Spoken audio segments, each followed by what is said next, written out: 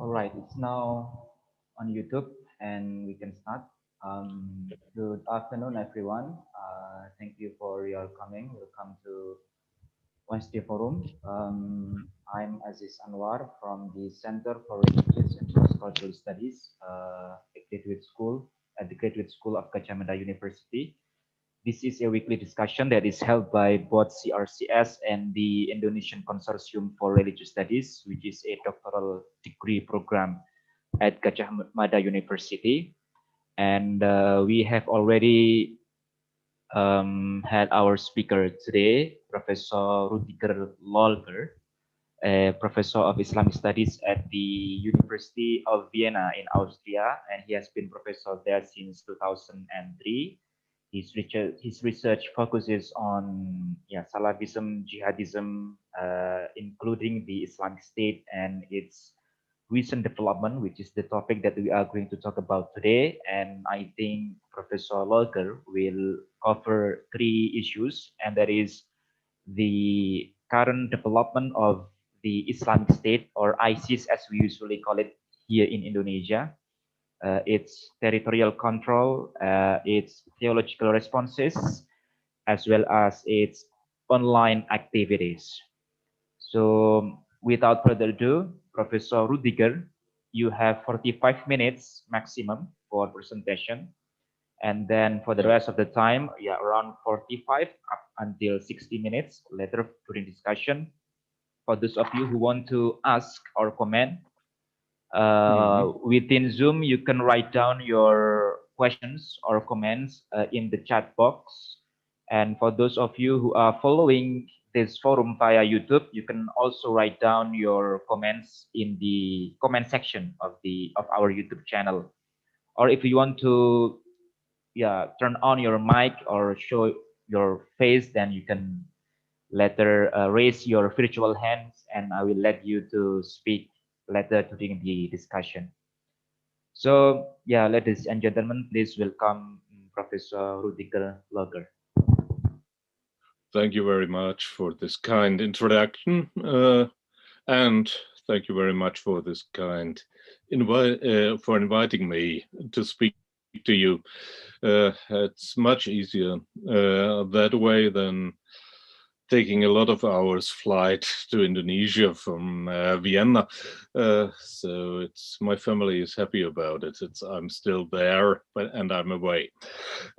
Okay, let's turn to a less issue that's less agreeable with it. I call it Islamic State, IS. There is a reason why I'm not saying ISIS anymore, since ISIS has been moving beyond the confines of this Iraq, Syria territory. By now, I'm starting from the moment that when IS lost control of the territory in Iraq and Syria and turned to what they call the war of attrition, harb, intinzāf, that's what they are now calling it. And that's our starting point. During this process of transformation into a global guerrilla warfare, a new leadership in Iraq and Syria emerged. As you may know, a new caliph was appointed to ISIS. Let me turn to it. These new leaders served as some of the most important middle and field commanders during the organization's emergence and theological evolution between 2010 and 2014, the heyday of ISIS. We may think up to now. Their roles and efficacy were clearly demonstrated in the conflict zones in Iraq and Syria.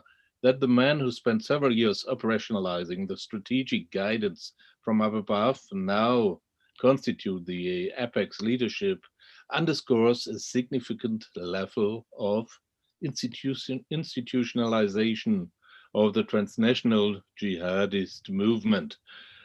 And I think that As you see here, it's a quote from Husham al-Hashimi, a dear colleague from Iraq who was killed this year in Baghdad by gunmen. Maybe his reports were too good to be accepted, and his voice now is silenced, but still his words are out, and I have adopted it to my purposes here.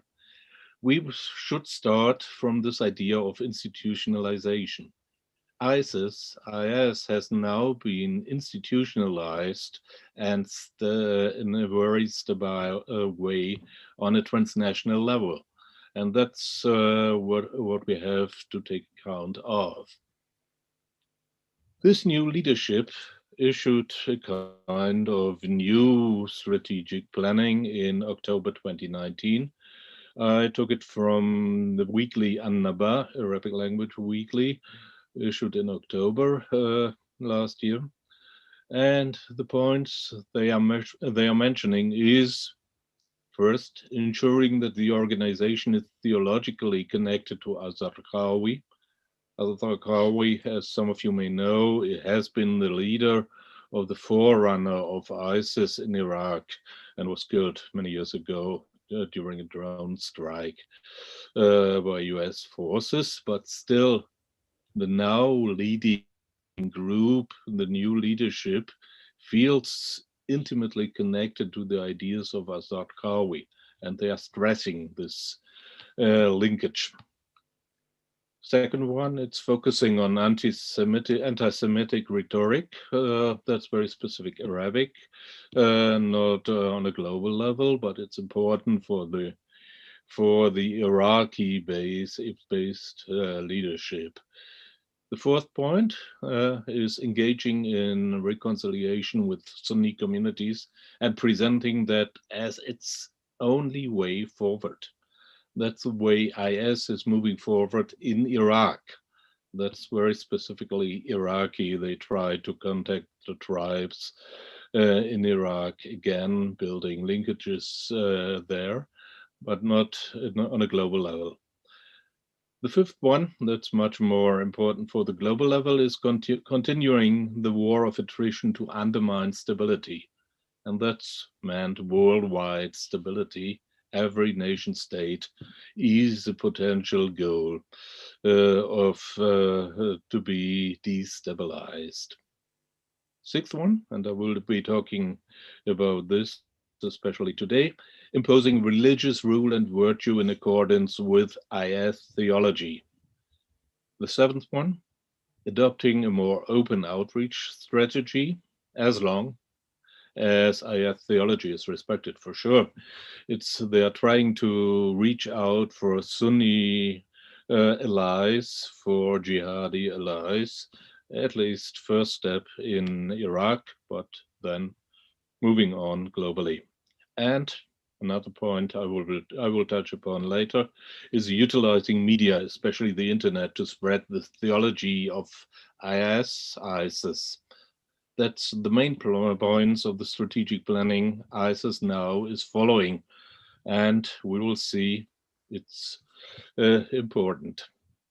Here you may see, I took it, it's from Sunday, Vienna time, the news of the ongoing warfare. Above you will see the Western African Wilaya province of ISIS.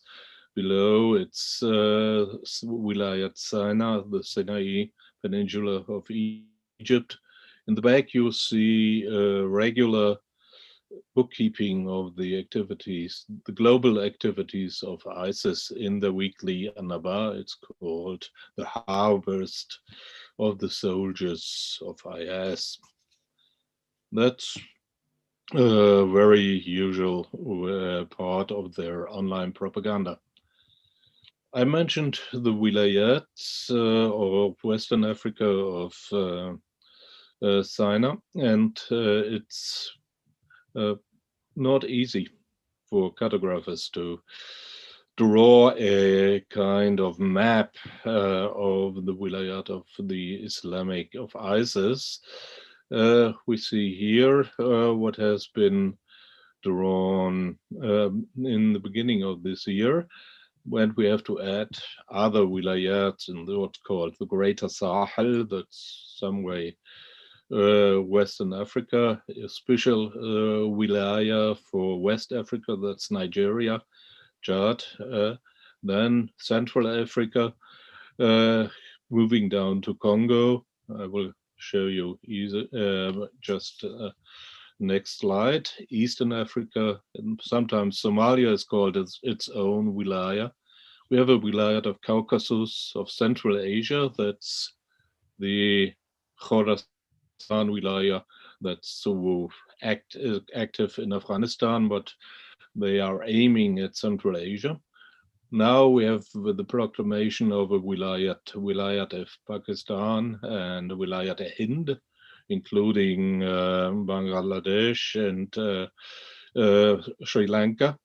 And that's important for you, we have East Asia, that's the Philippines and Southeast Asia. Now, maybe the time to come, we may witness a kind of wilayat Southeast Asia. I don't know, we'll see. But the most important field of action now is Africa. And here is a map showing the activities of diverse jihadi groups. But part of it is ISIS. And what's important concerning this map is all these wilayat are the area where small groups are acting. It's not a territorial control they are aiming at. It's a kind of guerrilla warfare of small cells operating, and individuals may be active, but they are also linked to networks. So there are no lone wolves. The lone wolves are usually hunting in groups. And even ISIS is claiming, is catering for the needs of the Munfarida of lone wolves, their own platforms for them, but it's quite a propaganda item. Just to illustrate this, I brought this screen grabs of individuals swearing allegiance to the IS Caliph. That's 2 years ago, but at least the only one I have by now. If we are talking about terrorism, we have to talk about the military aspects. We know from the heyday of the IS Caliphate, the ISIS Caliphate in Syria and Iraq, that ISIS has been producing its own ammunition and other military devices like IEDs, improvised explosive devices, drones, etc., etc.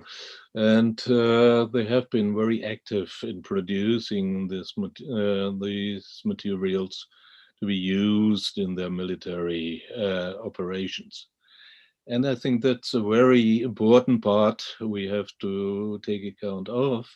It's that the blue collar jihadis, the technicians, the engineers, are usually underestimated.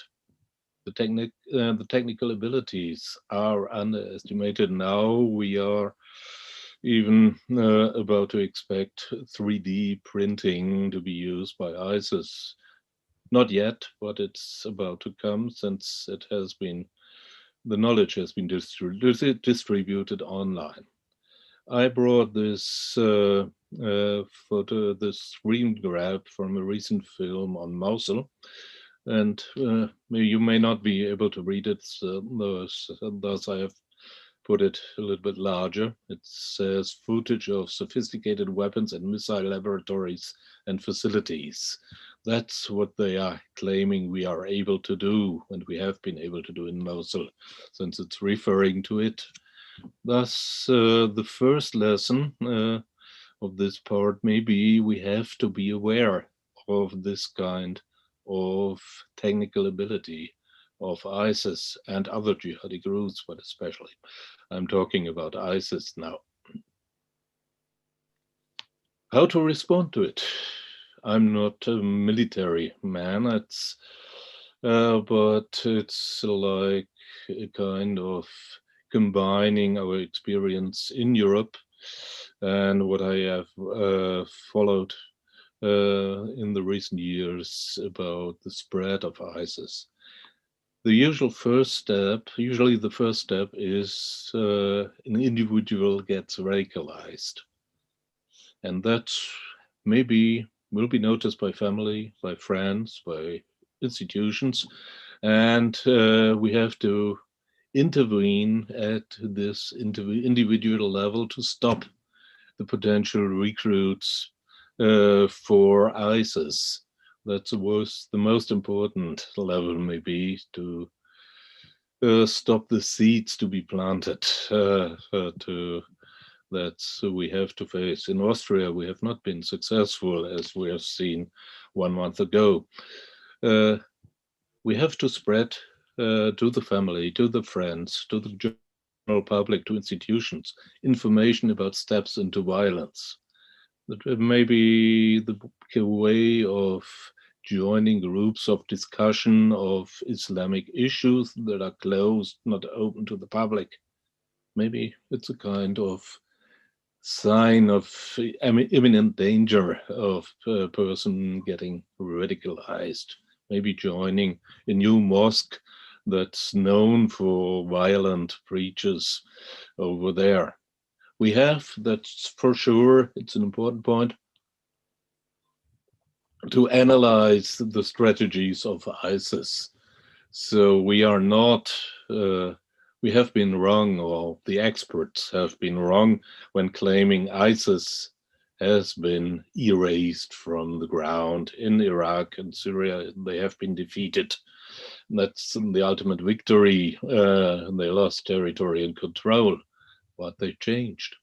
They have this institutional experience, history of knowing guerrilla warfare, and they were able to change it. And that's true in other regions of the world. One most important issue I usually stress, we have to understand the communication that's in Arabic, most of it. There are some in Bahasa Indonesia, no, in Tagalog, and even in Urdu, in Pashto, etc., in other languages, but most of it's in Arabic, and we have to study this communication and follow this communication, monitor this communication. And so it's not, again and again, I'm saying, okay, we do need people who are reading, understanding fluently Arabic. Sure, if it's concerning terrorism, there is a need of direct physical response. You have to fight terrorists. Quite sure, nobody would deny this. We have to interrupt links, especially in links of funding. Still, there is funding all around the world flowing related to ISIS.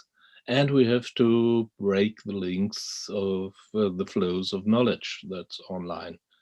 Again and again, it has been tried, but I will come back to it. If the terrorists are put in prison, we have to face the difficult task of de-radicalization. That's related to some extent to the theological aspect. I will come back to it. But we have to admit there may be prisoners, terrorist prisoners, who will not respond to any attempt to try to convince them they have chosen the wrong way. So what about them? We have to isolate them. We have plenty of experience now in Europe that prisons have been hotbeds of recruiting, of propaganda for jihadi ideas. We have to support families of prisoners and the former prisoners themselves to break links to what I've called a former context. That's to their friends, or the people they didn't know. We have to find a new context for them. If the family is not supported, okay, they will return to the good friends they know. from before a person might get in prison. And we have to face the reintegration of prisoners. I'm talking from a specific Austrian experience now. In Austria, we have not been able to do this kind of responses. De-radicalization, coming back to it. Okay, it's there are some general characteristic of the theology of ISIS. People may say, okay, it's not Islamic at all, but they are claiming to be Islamic. And that's our point to start from. If they are claiming we are the true Islamic group, true Islam on the world just now, we have to fight them on a theological level, explaining that's not true Islam. There are other ways of being Islamic. So we have to look at the characteristics of the theology. That's at first and foremost the textual interpretation, I called it. They are preferring text to other experience. For instance, as you know better than me, we have Sufi experience of dhikr that's quite different and despised by ISIS. We have other ways of for instance, music, of other forms of religious activities beyond just reading texts. These texts ISIS is referring are treated in a way I call textual atomism. That's just taking sentences, verses of the Quran, etc., as distinct isolated items through what I would call a kind of textual archaeology. That's a typo. This kind of archaeology, what do I mean by it? They are digging up the parts, selected parts of Islamic heritage, and applying it for their purposes. And they are reading the Islamic heritage with a certain intention, with a certain idea in mind, reading their intention into the text they are selecting. And a very important one, that's I will come back to it. There's only one possible meaning to the text. That's the jihadi IS meaning. That's true Islam for them. And they are refuting elaborate ways of argumentation, as we do have in Islamic traditional knowledge. We may summarize it. It's the strategy, the textual strategy of IS is excavating true, that's IS, Islamic sources. And which principles do we find? I listed some of them, the most important from my point of view. I wrote a book some years ago in 2016. I'm afraid it's in German, but it's taken from that. You know, al-wala wal-bara. I translated it as a kind of association and dissociation to have a sound that's quite similar to the Arabic. For IS, it's means joining the true believers, that's IS, and distancing themselves from all other humans. And that's from all other humans means Muslims, non-Muslims, even from other jihadis who are not IS, if not selected for their outreach strategy now. Important one, takfir, the charge of unbelief. That's accusing somebody not to follow IS. It's not about unbelief in general. And the bay'ah, I showed you one example. It's pledging allegiance to the IS caliph. That's important. For IS itself, we have a split inside the ISIS some time ago when a group of scholars of IS declared, okay, we don't accept the way the new caliph after Baghdadi has been chosen. has been chosen.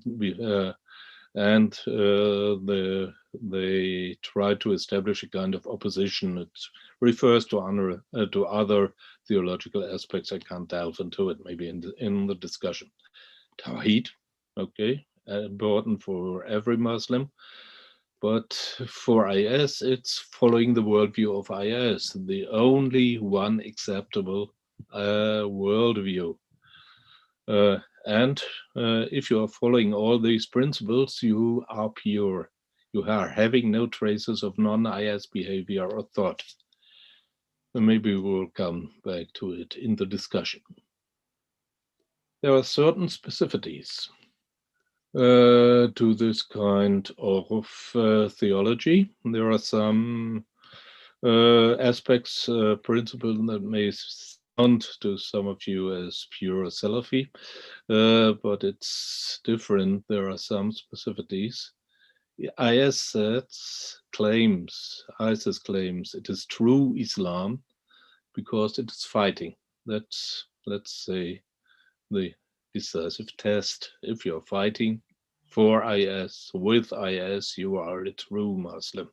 The IS Caliph is the leader of Islam because he is fighting. There have been very intense inner jihadi discussions criticizing what they call the armchair jihadi scholars, but our scholars are fighting. IS claims to organize daily life through an active fatwa service that's online as part of the Al Bayan platforms. I will turning to it later on. And that's part of the strategies. They are claiming we are able to answer every possible questions, maybe related to nikah, to marriage, to divorce, whatever you may think of, even for inner strife in an IS family. I just stumbled upon in a fatwa of a woman asking, okay, my husband is speaking against the Dawla, against ISIS. Am I to divorce him or not? It's a very interesting discussion. I can't delve into it. Third point, slavery. It's very important for IS as a sign for the last days, before the day of resurrection. It's has been practiced and propagated in Iraq and Syria, and even now in Central Africa, an organization that's joined ISIS that's using female slaves over there. So it has turned out to be an integral part of IS theology, slavery. And in general, since slavery is a sign for the last days to come, there is a mood of apocalypticism in IS. Remember Dabiq, the English language journal they published, referring to this place, this location in Syria, important during the fight against the Dajjal, for instance. And 3 points may be surprising. Number one, there I did 1 year ago a kind of empirical research of the way the prophet is mentioned in what's called, they are calling themselves the caliphate, following the method of prophethood, yani al-khilafa ala minhaj an-nubuwah. But if you're reading it, if you are counting it, the prophet isn't really mentioned as often as, for instance, by Al-Qaeda propagandists. So maybe there's less of a prophet in this kind of caliphate. And interestingly, I will give a lecture in February on this issue. There's no kalam, no talk about God, only quoting the Quran, but they are not reflecting about God. So there's no theology in the theology of ISIS. And the third one is, we are talking about Salafi Jihadism usually. And for sure, there are Salafi Wahhabi roots of ISIS, but they left it behind. Now they are turning to their own kind of theology, their own brand of theology that's no more purely Salafi or Wahhabi as it has been. There are many points we could discuss, and they prove it. It's not only my analysis. A research group in Belgium now stated it, and France stated this development. So how to respond? Important one. We have to have a theological response. ISIS is excluding everybody else that's not part of ISIS. That's al-wala wal-bara.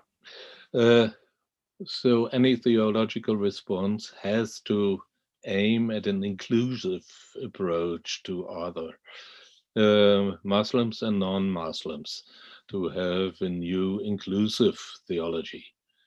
ISIS is erasing tradition. You may have witnessed this ISIS exploding mosques, graves of prophets, etc., etc.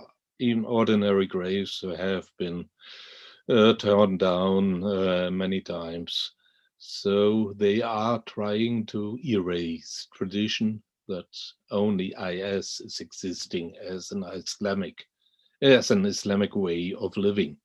We have to accept tradition, quite easy way to do it, but not ignoring tradition. It may be the best way to criticize this kind of destroying tradition. We have to think of a theology that's contextualized, not using selected, isolated text items, but we have to build up a context, including kalam, including tasawwuf, including an elaborated fiqh, and falsafa, etc., philosophy. All of this has these aspects of Islamic knowledge have to be included. We have to return to restore pluralism, to fight to defend pluralism and diversity. And the last point, I'm male, but I'm male, but we have to be aware that ISIS, it's a masculinist group that's promoting a true male masculine fighter, and we have to find another inclusive way, including female views into a new theology that's criticizing IS. I try to summarize my approach in this aspect with this last sentence we are on earth for life, not for death. Maybe it's a long theological discussion. Turning, I'm running out of time, IS to IS online activities. At first, we have to be aware not everything happens online. IS is operating on the ground, as you have seen, all around the world, and they are distributing their material on the ground, maybe at a kind of screen here, or as I mentioned, Annaba, the weekly of ISIS that's distributed to anybody who is interested by IS propagandists on the ground. They are now publishing it every few weeks in IS Fighter, distributing Annaba to people who may be convinced by a guy who is wearing a weapon. That's quite easy to sell a newsletter by pointing with the gunpoint. And we do have all this kind of materials, books in the Maktabat al-Himma. We have video platforms mentioned here, and that's available, if possible, to do it on the ground, not online, it's offline. And the most important offline activity is convincing in face-to-face discussions, for sure. But nevertheless, there is the online activity of ISIS. The media mujahideen, they call it, the online activists, are seen as an important part of ISIS. I have mentioned it in the strategies mentioned above, and I've brought this picture here. The Arabic script reads down here, the media campaign is no less important than the battle waged at the battlefield. And that's quite through the last 2 years, a propaganda line. You as an online activist are as important as any fighter who's fighting with a weapon. And we have to be aware these online activists have put around 300,000 pages, we've counted it, of Islamic discussions online. That's printed matter put online, and that's quite a lot we have to counter. Looking into the characteristics of the online activity, we have flexible media outlets. So the IS is changing from one outlet to the other according to the possibility of online publication. It's a kind of swarm-like activity. I will come back to it. We do have certain video platforms. I mentioned, I showed to you Al-Hayat, using this Al Jazeera-like logo, Al-Furqan, Al-Iqtisam, and many others are used to disseminate propaganda material of ISIS. There are a lot of audio platforms, normal audio files published on other platforms. We have speeches, sermons, etc. We have a specialized web radio, the Idaat al-Bayan, that's still running, and it's low bandwidth, so it's very effective. And they are even trying to publish fatwas to online with audio form.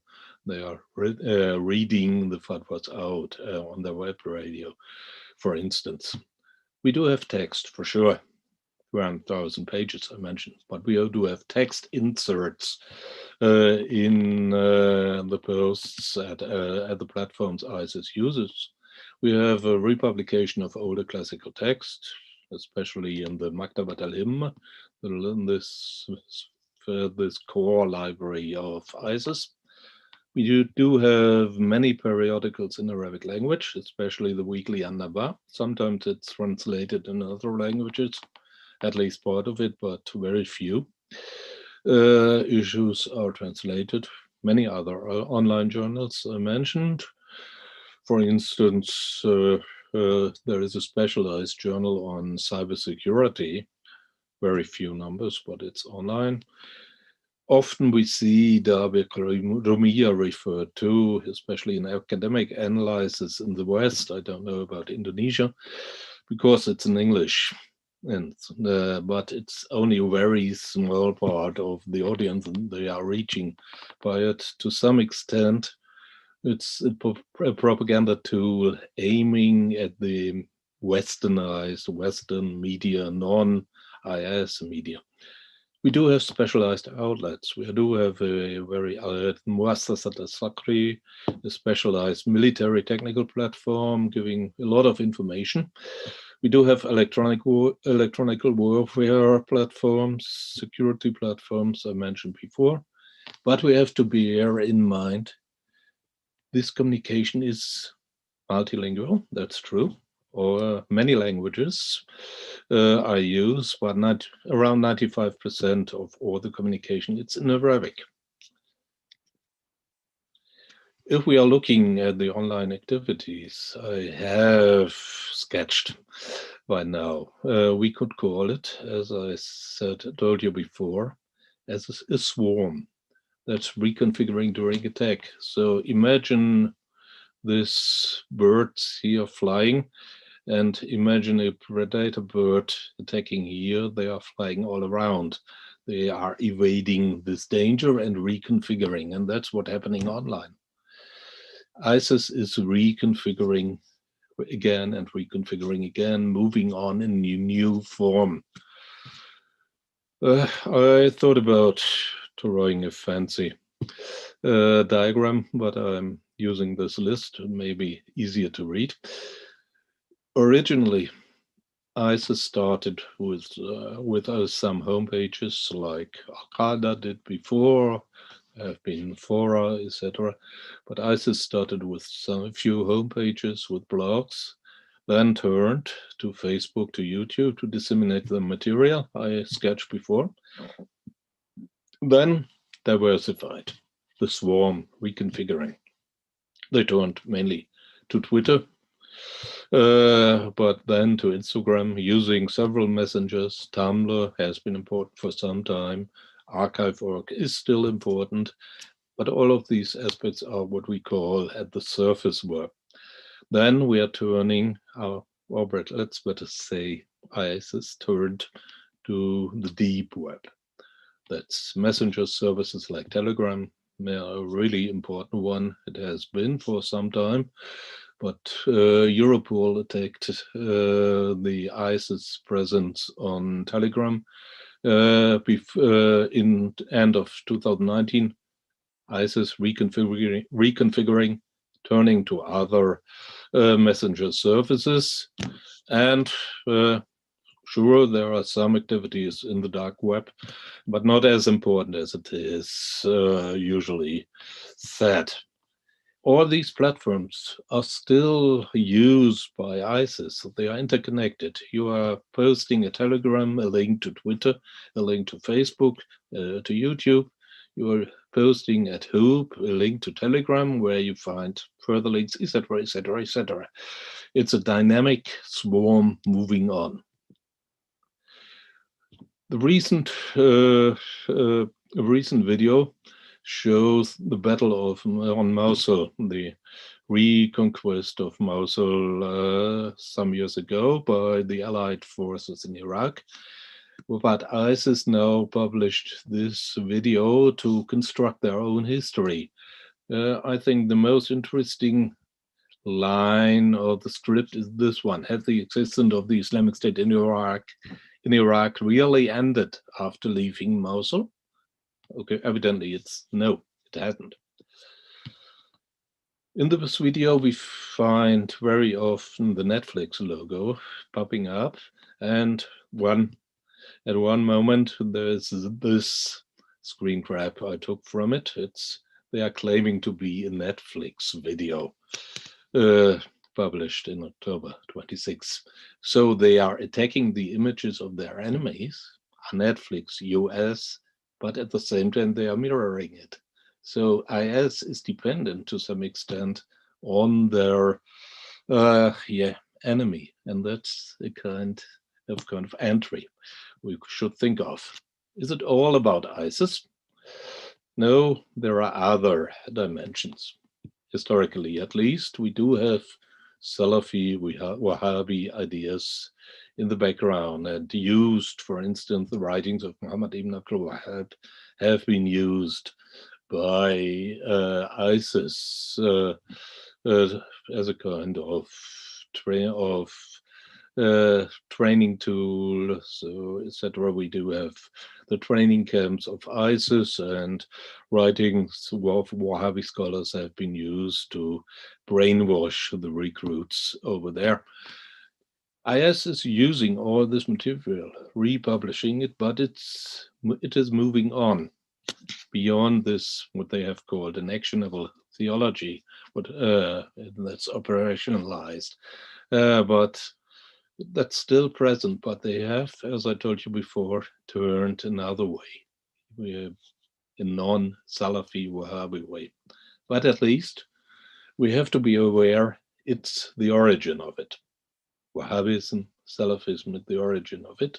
And so if we are really having in mind countering ISIS, we have to, let's say, to cut the roots. and that's try to oppose Salafi Wahhabi thought. I've just published a book on Saudi foreign policy, especially its da'wah activities. So, and so something about Indonesia in it. So we have to be aware there is in ISIS, as Kamal Daoud said it, back to it. There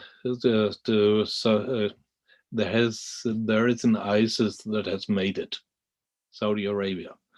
There are some similar points. There is a religious industrial complex, Daoud called it, that's producing all this material and distributing it worldwide. Even somewhere in China, I stumbled in one mosque, I stumbled upon material from Saudi Arabia. And at least, why shouldn't we change this situation? Why should we attack Saudi Arabia? Wahhabi propaganda attacks can happen everywhere. We have learned it in Vienna. I expected it to happen sometime. You have learned it in Indonesia, etc. So we have had this attack in Vienna 1 month ago. It's an individual perpetrator who has been killed, but with a network behind him. So it's a danger, an imminent danger we have to face. Not the most important one in the times of COVID. We know what I'm talking about, but it's danger we have to face and we have to tackle in spite of COVID. It's still imminent, it's there. So I have to thank you for your patience, and that's what I have to tell you. Thank you. Anybody? Thank you very much. Yes. Thank you very much, Pak Rüdiger. As Aziz has written in the chat that I'm taking over the moderator, as being the moderator because he is out of power. Sorry for that. So we thank you very much, Pak Rüdiger. So yes, now we have one participant writing questions, Dalal Bembo Trip. If you want to talk, you can unmute yourself, and then I please you to give your, to raise your question. Thank you. Do you want it? Yes. Do you hear me? Okay. Yes, yes. Hello, everybody. Thank you, Professor, for your presentation. It's really interesting. And I want to introduce myself. I'm Dalal Benboutri from Algeria, a PhD student in 2 branches.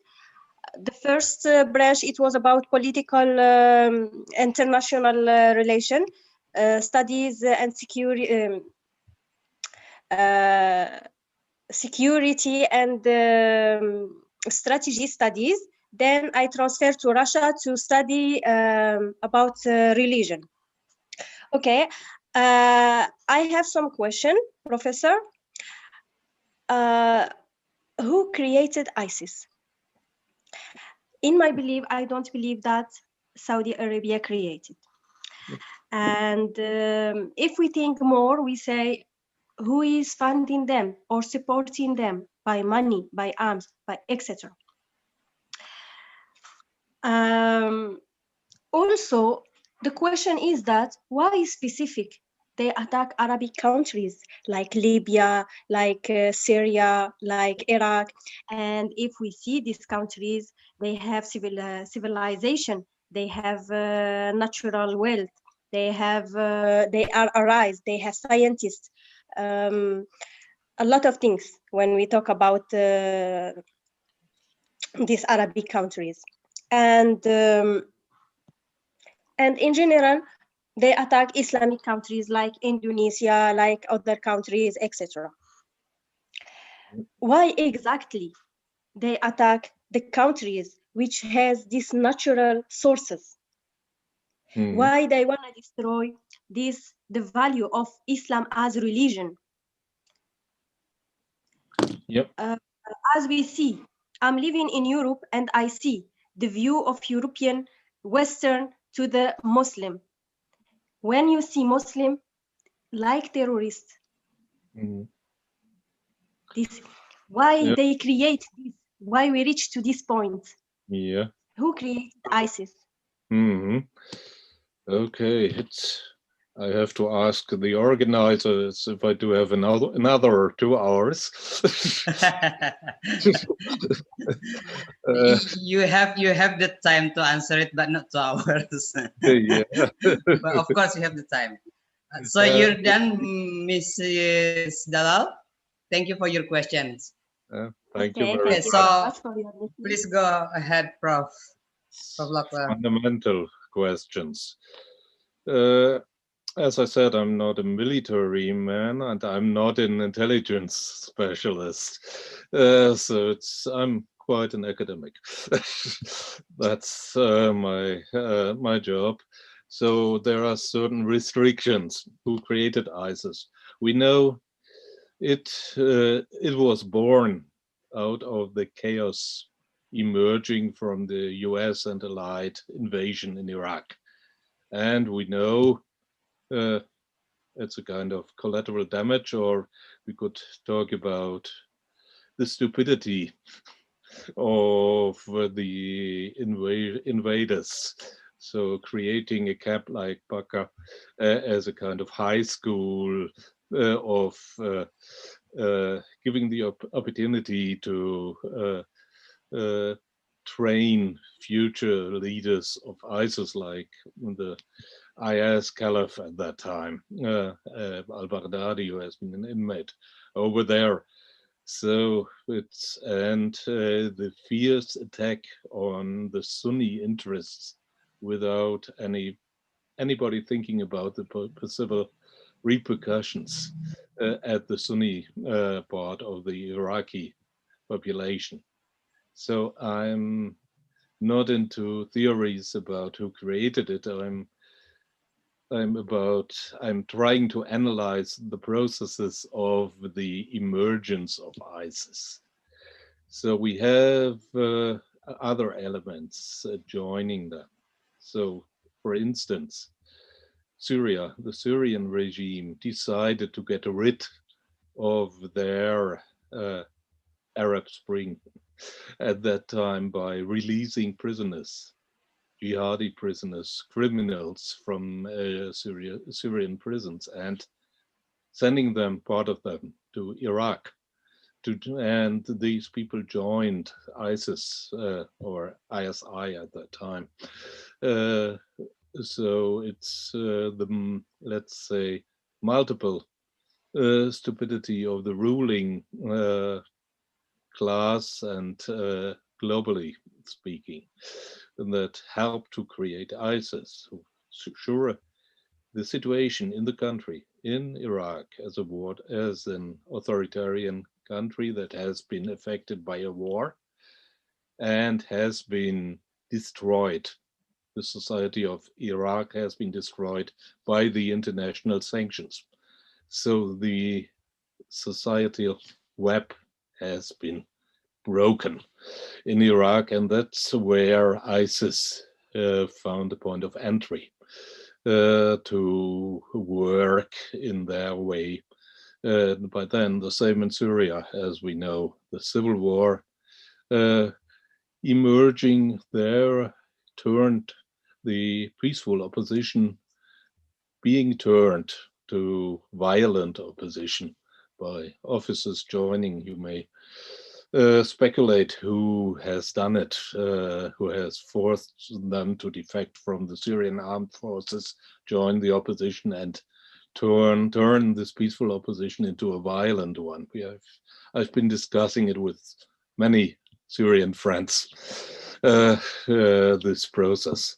So Syria has been destroyed, not by invasion, not yet at least, in the beginning, but by the ongoing civil war and the reactions of the government of the regime to it. Even in Syria, the societal web has been destroyed. In Libya, maybe the same as has been after Gaddafi. It has been destroyed by a multinational alliance, including the Arab Gulf states, etc. You know all about it, who has been France, Italy, the US, some others, and now Russia, Turkey, etc., playing, and Egypt playing their own games with the lives of the Libyans. Quite a good territory for an organization like ISIS. They started to work over there, to operate over there very early. We know about Omar Shishani going for some time to Libya to train the forces on the ground. So it's there are many processes of money developments contributing to the emergence of ISIS, for sure. I can't say who created it. We can say who funded it. Okay, that's quite easy. We do have information about at least private organizations or individuals in the Gulf state funding them. We do have this Turkey cooperating them, buying oil from Syrian oil fields. We do have this antique trails. We do have other illegal or maybe not so legal activities. Oh, it's a fine background you have. It's a nice background you have. But it's so we do have multiple funding, and Arab sources have been part of it. There have been some funding or support by US forces. We know about jihadi groups in Syria being supported, having weapons delivered to them if they are friendly to the US, at least according to US assessment. And we know about these weapons being turned to ISIS. So at least we can prove to some extent there has been a kind of indirect support to it. We do have all these reports.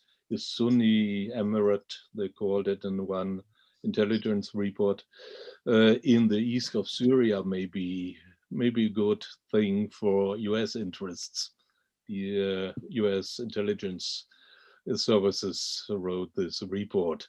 So there's an interest in, let's say, in following the development of ISIS.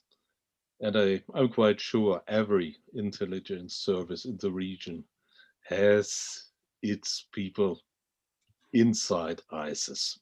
I'm quite sure I don't know, but it seems to be quite, at least if they don't have, it's a bad job they are doing. But at least that may be what I can say about funding creating. Why they are targeting Arabic countries? As I said, they are vulnerable countries. So Iraq has been vulnerable. Syria has been vulnerable. Libya has been vulnerable. Algeria, they tried, and they are still trying to infiltrate. Tunisia has been vulnerable. We do have this influx of Tunisian fighters to Syria. For instance, Indonesia has been vulnerable since we do have Indonesian we have had at least Indonesian fighters in Syria. We know about it. So they are looking not for natural resources, if they can get hold of it, and if it's possible to sell it on the market, that's great for them. But I don't think they are driven by the impact of acquiring the natural resources. If it's possible, fine. If it's not, okay, they are they do have other interests. That's maybe since ISIS at first, at least, has been an Arabic organization. That's why they are focusing on the Arab world.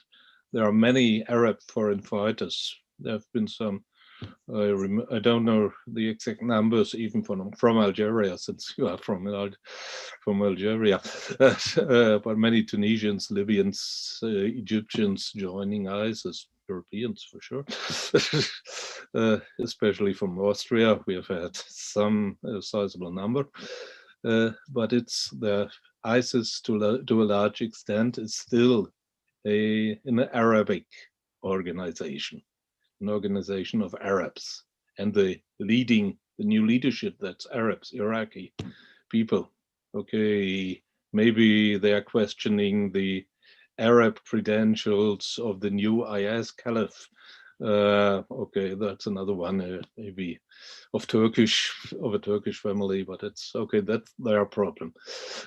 But in general, it's an Arab organization reaching out globally. Now they have turned to become a kind of African organization. They have turned out to have a very dangerous Khorasani wing, where Wilaya now, that's turning to South Asia. But the core of ISIS is still Arabic. That's why the Arab world and the Islamic world, I mentioned it several times, they are claiming we are the representatives of true Islam. There are all these false, bad scholars who are promoting whatever Islam they promote, but that's not true Islam. So we are fighting for true Islam, and that's why we are fighting the Islamic world, in the Islamic world. We are trying to convince Muslims, okay, they have to join us. If you are a true Muslim, you have to join us, as they do among the minorities in Europe.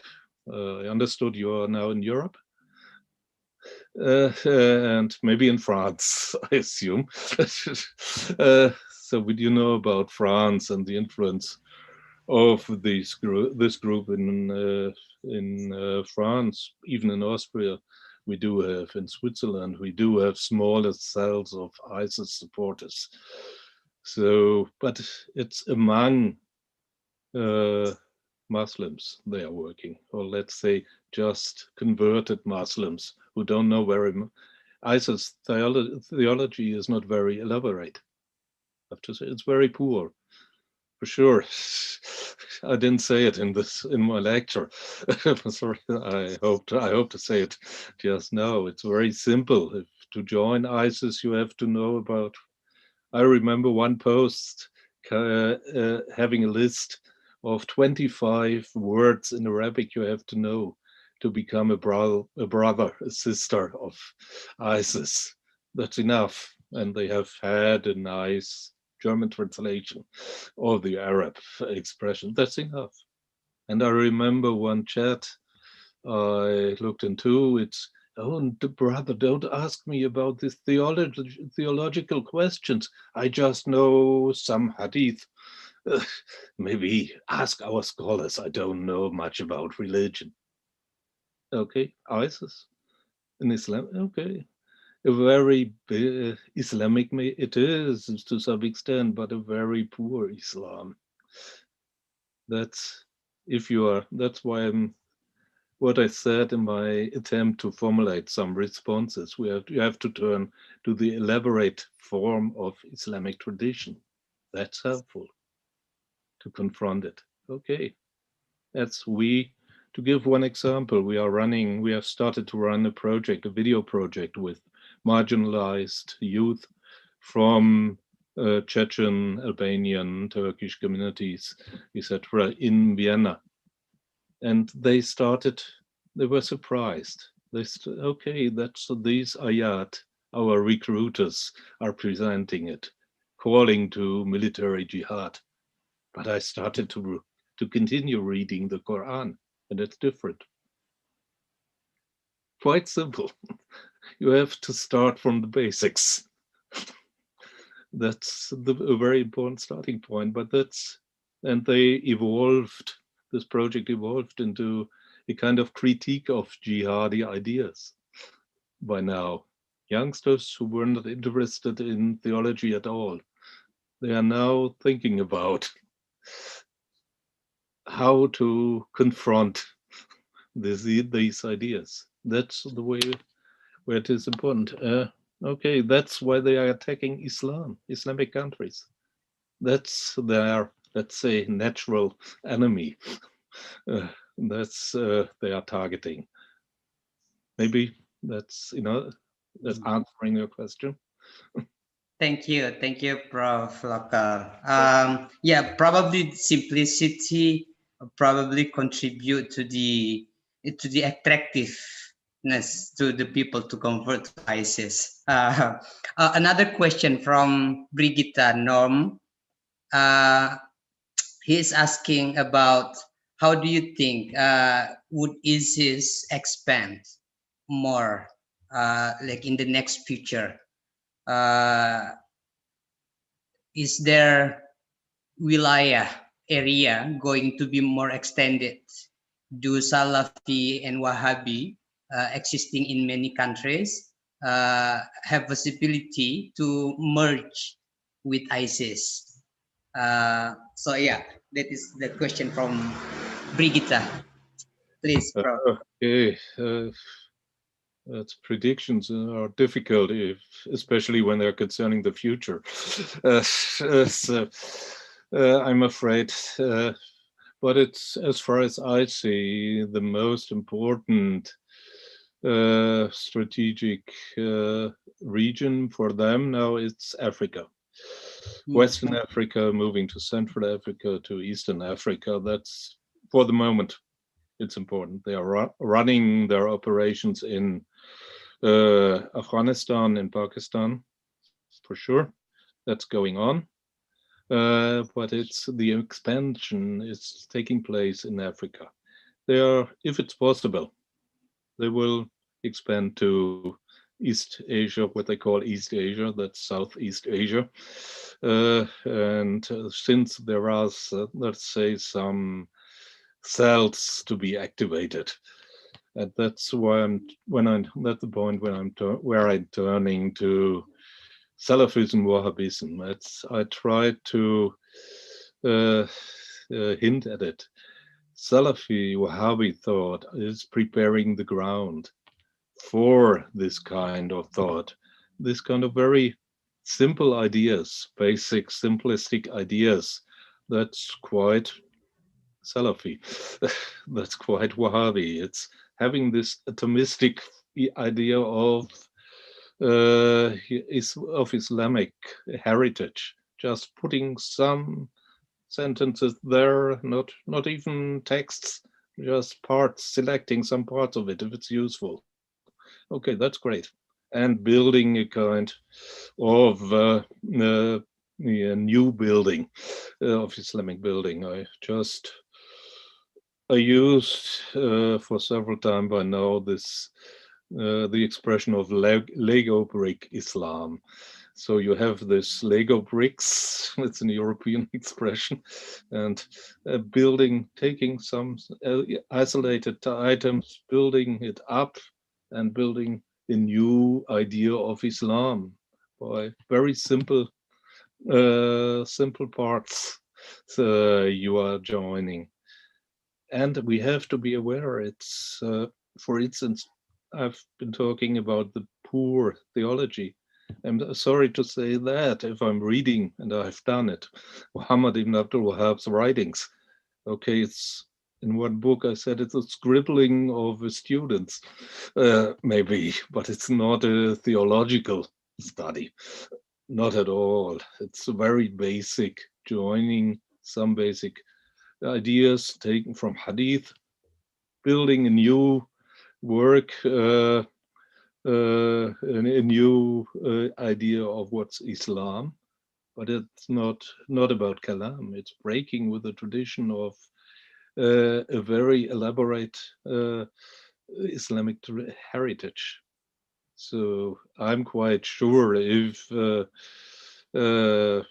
Muhammad ibn Abdul Wahhab would have joined, for instance, a halqa of Imam al-Haramain and bringing in it his ideas, he would have been the Imam would have thrown him out. It's just first class, first grade. Turn to it. It's too advanced for you. It's for his simple articulation. His simple articulation, his simple idea, his knowledge of Islamic tradition. Okay, he has studied hadith. Hadith we know, but that's all. And I don't know. It's very basic. I don't know if he ever mastered Ibn Hajar al-Asqalani, really mastered it. I'm afraid no. I don't remember any reference to Fath al-Bari or whatever. So it's that's Wahhabi Salafi thought is preparing the ground, and that's the seed of ISIS is put in the ground, prepared by this propaganda, and that's dangerous, quite dangerous. Yeah, because that is what we see everywhere. So yeah, okay. I promise I will send you one copy of my, it's the first exploratory study. I will send it to you. Thank you very much. Yes, looking forward to it. Thank you very much, Prof. And so the next would be Mas Fahri, who is going to directly talk and raise his question and comments. Please, Mas Fahri. Okay, hello everybody. Is my voice heard very well? Yes, yes. Okay, so we just don't see your face. Oh, sorry. Okay, guten Tag, Professor Lohlker. I think I would like to pick up the latter part of your first answer to the question. The part about the economic resources that IS have, IS has as a state, and to me, trying to catch up with the presentation, I was a bit struggling to understand the notion state that we convert to this movement. I mean, as a political movement, they have all the necessary means to expand their influence throughout or even beyond the region. But we convert them the name state as if we are expecting them to be an independent state, or are they a state that strive for an autonomous authority? So I was a bit struggling beyond the notion of state itself. And even if it's, as we may already know, that a state, when a political movement strives to be a formal state, they have to be backed by political structure, military structure, and economic structure. We've talked a lot about the military structure, but I think if it was for the military structure alone, I don't really think that they will survive the long fights that take years, and they still endure the fights up to this day. So the question itself is, could you please labor yourself more on the economic resources that enables them to hold up the fights up to this day? And do they really reach out to the, let's say, outer world to get recognition? Because I think political struggles like this doesn't only happen in the Arabian sphere. I think it happens throughout the world. And if a political movement that wants political authority being able to be as powerful as IS and doesn't really need some kind of recognition, it could really change the political landscape of political world. Thank you. Thank you. And Mas Fahri is from? I am from Depok. I'm really sorry, Mas. Okay, Depok is Thank in you. Jakarta. Okay, directly to you, Prof. Lohlker. Okay, that's to start with. We are not giving the name state to it. They are giving it to themselves. It's a Dawla al-Islamiyya. They are calling themselves. So we are forced to That's true. We are forced to deal with this problem. It's a state and it's not a state. It's a movement, but it's not a movement. At the same time, academics usually turn to this nice notion of hybridity if they don't really know what they are talking about. Okay, we do know, even in the time of what I called territorial control exercised by ISIS in Iraq and Syria, it was much more a kind of checkpoint state. It's not a totally controlled territory. They were establishing checkpoints on the routes, on the connecting routes, and on the frontiers or former frontiers. The border control has been taken over by them. So I won't say, and that has been stressed by friends from Iraq and from Syria. It's not really a control of the territory. They are moving from one point to the other and controlling in between to some extent. And that's turning to funding, taking in some taxes, maybe, let's say, some from everybody passing through. So that's an additional source of income for them. But at least by now we know ISIS has still resources, financial resources. We are not, as far as I see, aware where exactly these resources are deposited, in which banks they are, wherever they are. Maybe in Turkey to some extent. Maybe in other financial institutions all around the world, there is still sizable money or funding available inside ISIS. But they are living from, at first and foremost, from the resources they gather on the ground. So in Nigeria, they are forcing people to pay.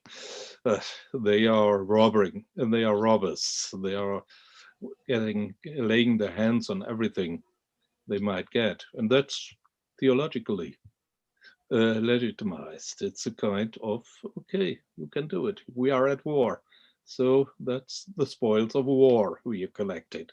Okay, that's the theological aspect, at least. But I would say ISIS is by now much a kind of hybrid of a guerrilla warfare organization spreading worldwide and a subculture. It's not a state. That state is, okay, they're calling themselves state. Okay, we can't deny it. We could ask the caliph of IS to get rid of the Dawla, but I don't know if he accepts. But it has been a kind of resource, propagandist resource. I remember one guy from Lebanon saying, okay, there is this opposition in Syria, that's fine, but at least these people, they do have a Dawla. Okay, it's not about a state. The Dawla is not a state. That's the political studies being confused to some extent. I think we do need a new idea of state, contemporary state, different in Indonesia. But for instance, in this book I wrote about Mexico. It's a nation state, but it's a criminal state at the same time, taking over to some extent. Sorry, talking too much. To some extent taken over by criminals, at least at local level, but even at national level. So we have to think about, if we are talking about state, what we are talking about. But that's another one, another lecture we should talk about. But so that's what we know. They are living from off the ground. They are living from the resources they have collected before, and they still are able to use it. And remember the slide. I know there have been many slides. Remember the slides when I hinted at the interrupting the linkages. So we have to think about who is really running the financial operations of ISIS. That would be interesting. Maybe some military goal may be to kill leading operatives of IS. Okay, but it's not only the blue-collar engineers, but it's also the financial engineers that they are important. And to break up the linkages, that's one of the most important tasks as far as I see. But we even don't know about, for instance, the Saudi investments worldwide. It would be very interesting. The European Union is now trying to gather information about it, but they don't have yet. I don't know about Indonesia. Maybe that's it. Thank you. Thank you very much. Okay, do we still have a question from participants? We still have 9 minutes left for our talk, for our conversation. If we don't, I have my own very basic one. If I may, Prof. Lohlker, a very basic one. If it is a simple theology, and it's only about fighting, what do you think that the most attracting points for them? I mean, for people to come to them, like to convert or to join them around the world. Mm-hmm. Okay, it's at first we have to start at the individual level. If you individually you are in a kind of crisis, whatever, psychologically, whatever, it's, you may imagine what's happening, losing a job, being divorced, whatever, your family doesn't talk to you anymore, whatever, and you're looking for other people to join. And that's the moment when the recruiters are stepping in. Okay, brother, come over here, join us. Let's talk about, okay, we have some very good ideas, and there are many brothers all around the world who are sharing these ideas. Okay, maybe that's the moment they are turning. And we have to intervene at this point to stop them before. Then we would have to stop this kind of recruiting processes, the groups, to stop the groups where they are integrating these people. That's an important one, but it's starting at a very basic level, and that's why they need a very basic, very simple theology. How do you have, for instance, this attacker in Vienna, Albanian of an Albanian family. He didn't know Albanian and German. He didn't know, as far as we know. Okay, he published a video in talking Arabic. He has had a lot of training before, but people who knew him did tell me, okay, no, he didn't know anything. Even reciting the verses during prayer, it has been very difficult for him. At least he has been successful in this respect. But there have to be basic, simple ideas to attract people who don't know. It's much more difficult to, for instance, people who do have a thorough Islamic education.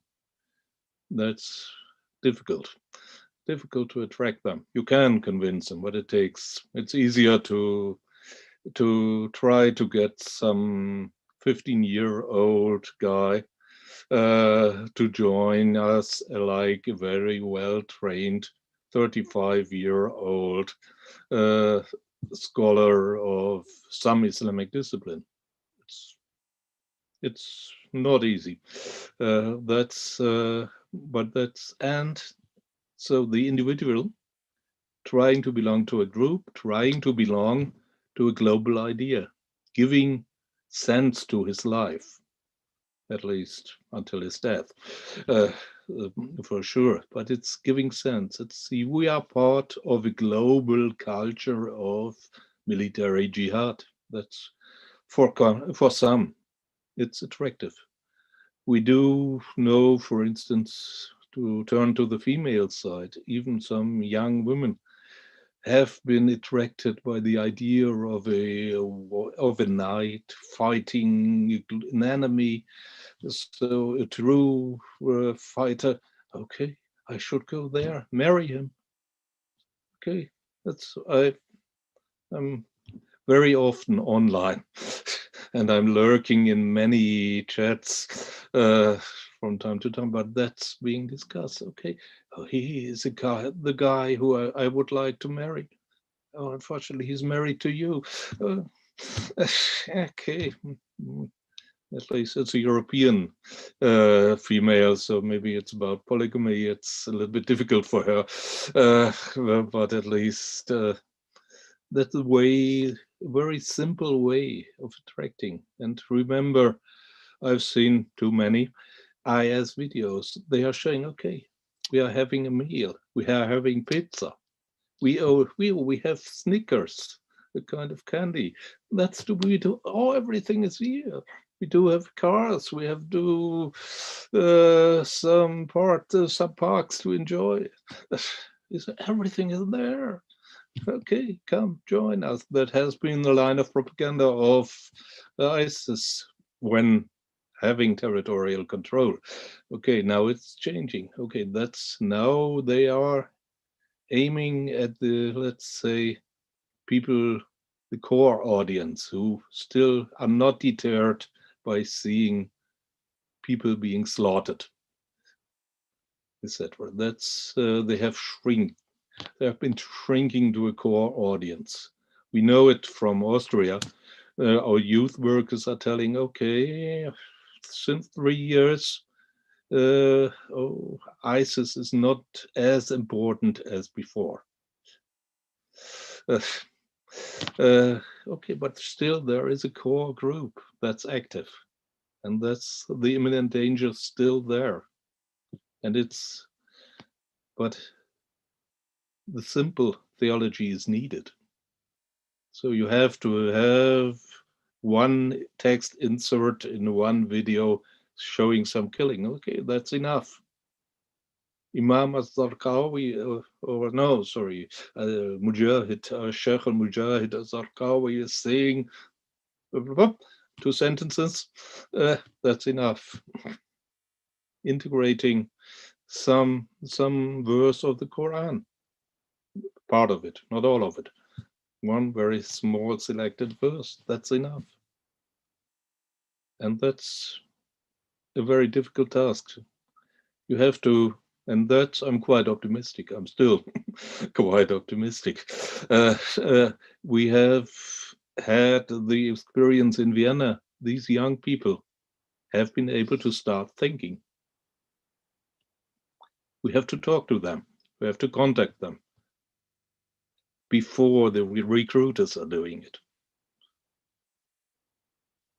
Okay.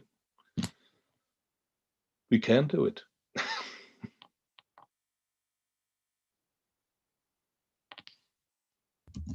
Okay, thank you, Prof. Thank you very much.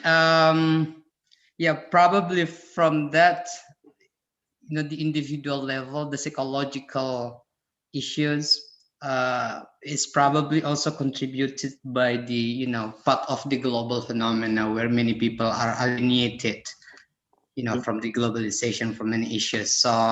So yeah, to think about ISIS is to think about many things.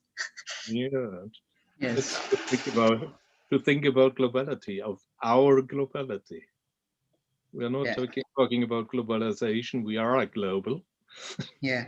So, but we have to think about the future development of our way of being global. Yeah. Yeah. And that skipping, as you mentioned, the anti-Muslim attitudes, trying to oppose, to counter the anti-Muslim attitudes in Europe. That's for us. And to oppose attitudes promoting, or let's say, preparing the ground for ISIL. That's for you. And from us too. So it's a multi-dimensional approach. So I'm just, for sure, I'm just finishing a report on a research report on Wahdat al-Wujud by now. So it's not only ISIS, I don't need it. For theology, you don't need it for theology. Just concerned about the danger that they create. Yeah. Yeah. Yeah. Professor Lohlker, we thank you very much. We thank you very much for your presentation and also insights that you have shared during this talk and presentation. We also thank the participants for your being active. Hello. Thank you. Can I talk to Mr. Rüdiger Lohlker for a moment? Oh, okay. So we may have like 2 minutes. Yes. Mr. Lohlker, do you still remember me? Yeah. Okay, reunion. I'm not good at names, but faces I don't forget. Yes, okay. I'm from the Tsunami Nation, from Aceh. Mm-hmm. And I was for months 2014 in Vienna University with you. Yes. Very interesting and very amazing to talk to you this afternoon. Great, Yes. I enjoyed it. I enjoyed it too. Being with you. Yeah. Okay, great. Glad to see that someone is meeting. Okay. All right. Thank you, Pak Muhaini. Yes, I'm from Aceh, Langsa. Yeah. Okay. Great. Thank you. All right. Nice All right, to Prof. See you. See you. See you. All right, Prof. Again, thank you very much. And you plan to come to Indonesia, yeah? And so I plan. Hopefully, Mr. Lohlker will come to Indonesia. There was a certain virus intervening.